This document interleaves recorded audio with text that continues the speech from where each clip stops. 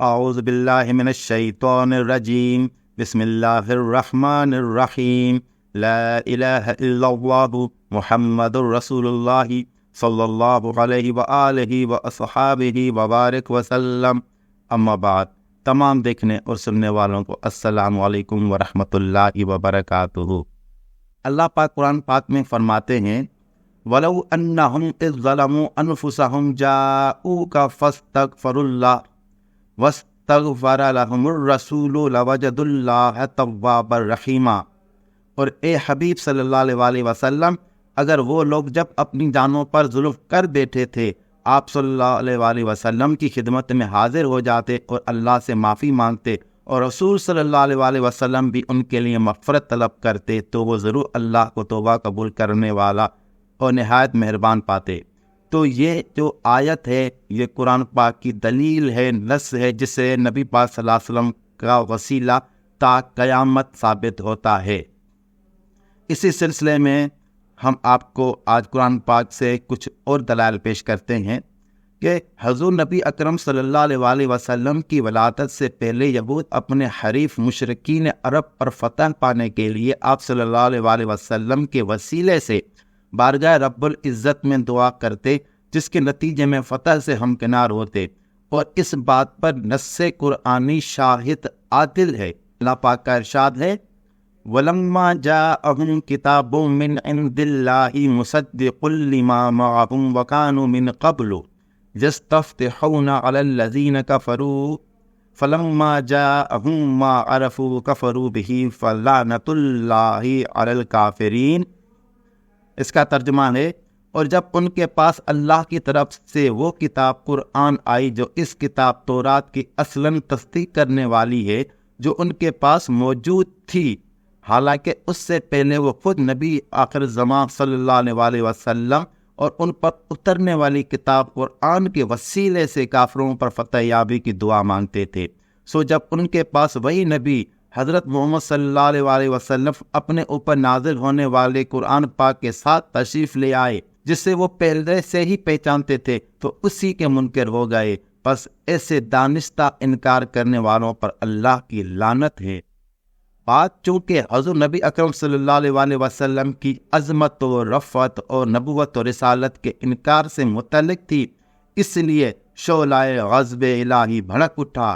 اور وہ ملعون قرار پائے۔ حالانکہ قرآن حکیم میں کئی مقامات پر کفار کا ذکر آیا ہے، مگر لعنت کا ذکر ہر مقام پر نہیں آیا، کیونکہ اس کا ذکر اس جگہ آتا ہے جہاں باری تعالیٰ کا غضب جوش مارنے لگے اور وہ جرم ناقابل معافی اور شدید مقام ناراضگی ہو۔ سورہ بقرہ اور سورہ انفال میں حضور نبی اکرم صلی اللہ علیہ وسلم کے منکرین پر جتنی کثرت کے ساتھ لعنت کی گئی ہے، اتنی کثرت کے ساتھ کسی اور صورت میں نہیں کی گئی۔ ان آیات کے پس منظر اور سیاق و سباق کا مطالعہ کیا جائے تو یہ حقیقت واضح ہوتی ہے کہ لعنت الہیہ کے نزول کی وجہ شان رسالت مآب صلی اللہ علیہ وسلم کا انکار، اس کی عظمت و رفعت سے بیزاری اور اس کے ذکر میں بخل و حسد ہے۔ قرون اولیٰ سے لے کر آج تک کی مفسرین کی اکثریت نے اس آیت کریمہ کا جو معنی بیان کیا ہے، وہ اصلاً حضرت ابن عباس رضی اللہ عنہ سے مروی ہے۔ اس آیت کریمہ میں حضور نبی اکرم صلی اللہ علیہ وسلم کے واسطہ و وسیلہ سے دعا کرنے کی برکت کا ذکر ہے کہ خود اہل کتاب حضور نبی اکرم صلی اللہ علیہ وسلم کی بعثت سے پہلے کفار و مشرکین عرب سے جنگوں کے دوران اللہ تعالیٰ سے اپنی کامیابی و کامرانی کی دعا حضور صلی اللہ علیہ وسلم کے وسیلے سے مانگا کرتے تھے۔ ان کی دعا کے کلمات یہ تھے، اے اللہ، زمانہ آخر میں بھیجے جانے والے نبی صلی اللہ علیہ وسلم کے جن کی تعریف اور صفات ہم تورات میں پاتے ہیں، ان کے وسیلے سے ہماری مدد فرما۔ مفسرین کرام نے اس حوالے سے جو روایات نقل کی ہیں، ان میں سے کچھ درج ذیل ہیں۔ امام قرطبی الجامع الاحکام القرآن میں فرماتے ہیں، حضرت ابن عباس رضی اللہ عنہ نے فرمایا کہ خیبر کے یہودی غطفان قبیلے سے برسر پیکار رہا کرتے تھے۔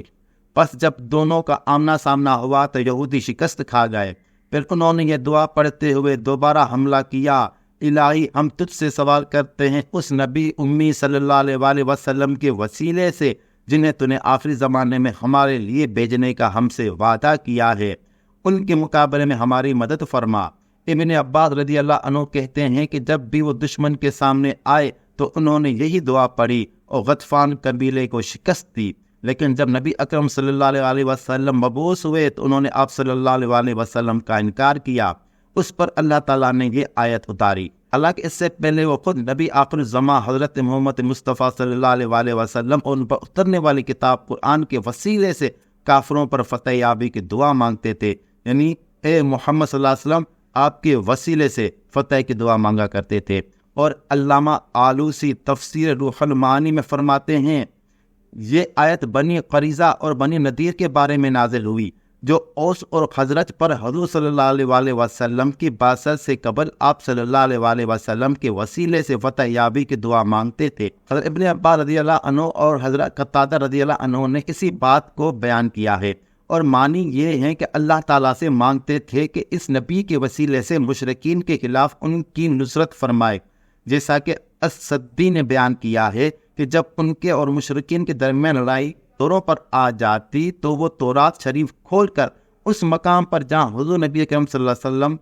کا ذکر ہوتا ہاتھ رکھ دیتے اور دعا کرتے، اے اللہ ہم تجھ سے تیرے اس نبی کے صدقے دعا کرتے ہیں جنہیں تو نے آخری زمانے میں مبعوث فرمانے کا ہم سے وعدہ کیا ہے، آج ہمارے دشمنوں کے خلاف ہمارے نصرت فرما۔ بس اس دعا کی برکت سے ان کی مدد کی جاتی۔ اور امام راضی نے التفسیر الکبیر میں فرمایا کہ حضرت محمد صلی اللہ علیہ وسلم کی بعثت اور نزول قرآن سے قبل یہود نبی پاک صلی اللہ علیہ وسلم کے وسیلے سے فتح کی دعا مانگا کرتے تھے، یعنی فتح اور مدد طلب کرتے تھے، اور یہ الفاظ کہا کرتے تھے اے اللہ ہمیں امی نبی صلی اللہ علیہ وسلم کے صدقے فتح و نصرت عطا فرما۔ امام جلال الدین محلی و امام جلال الدین سیوطی تفسیر جلالین میں فرماتے ہیں کہ اے اللہ آخری زمانے میں مبعوث ہونے والے نبی صلی اللہ علیہ وآلہ وسلم کے وسیلے سے ہمیں ان پر غلبہ عطا فرما۔ قاضی ثناء اللہ پانی پتی نے بھی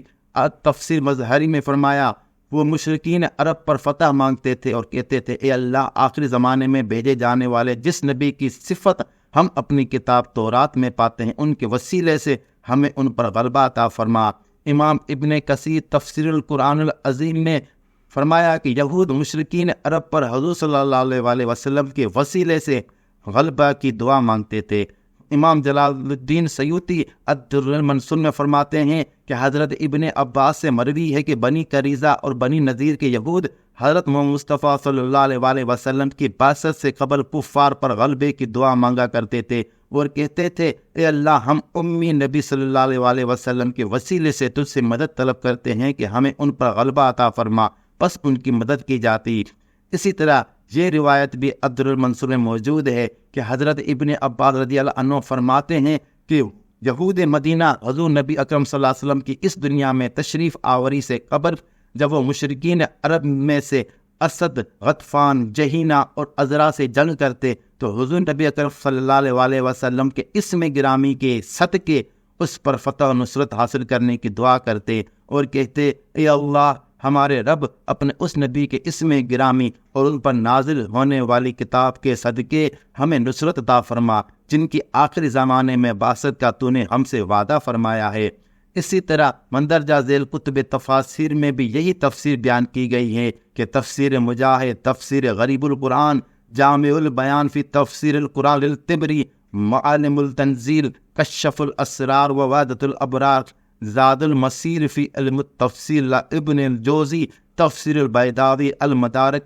نظم الدر فی التناسب الآیات، باب التاویل فی معانی التنزیل، تفسیر البحر المحیط، جامع البیان فی تفسیر القرآن، ارشاد العقل السلیم الی مزایا القرآن الکریم، تفسیر روح البیان، الفتوحات الالہیہ، فتح القدیر الشوقانی، تفسیر المنار، تفسیر السراج المنیر، التفسیر المنیر، کتاب تسہیل العلوم تنزیل ابن الجزی، الجواہر فی تفسیر القرآن الکریم، وآخر دعوانا ان الحمد للہ رب العالمین۔